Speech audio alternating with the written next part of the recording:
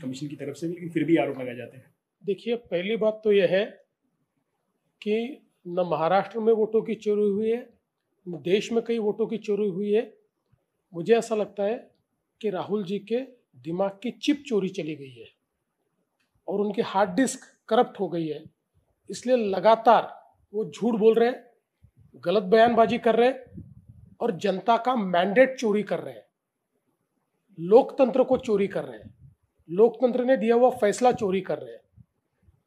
और उनके फिगर भी बार बार बदलते हैं। पिछले समय का महाराष्ट्र में 75 लाख वोट बढ़े, अब का 1 करोड़ वोट बढ़े। महाराष्ट्र के वोटों के बारे में पूरे फैक्ट्स एंड फिगर्स के साथ हमने उनको जवाब दिया, उसके ऊपर वो जवाब नहीं दे पाए। इसलिए झूठ बोलकर अपनी हार को दबाने की कोशिश कर रहे, कवर फायरिंग कर रहे।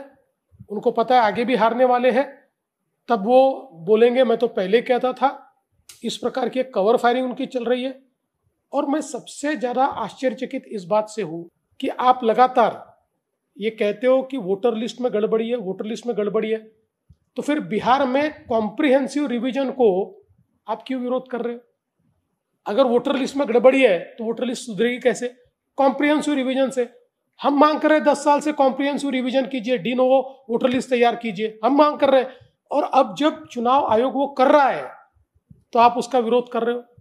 सच बात तो यह है कि उनको ये पता है कि उनकी पार्टी का वजूद खो गया है और अपना वजूद वापस पाने की जगह भारत की लोकतांत्रिक संस्थाओं को बदनाम करने का काम ये उनके माध्यम से हो रहा है। मैं इसका धिक्कार करता हूं और जनता उनको वापस अगले चुनाव में इसका सबक सिखाएगी।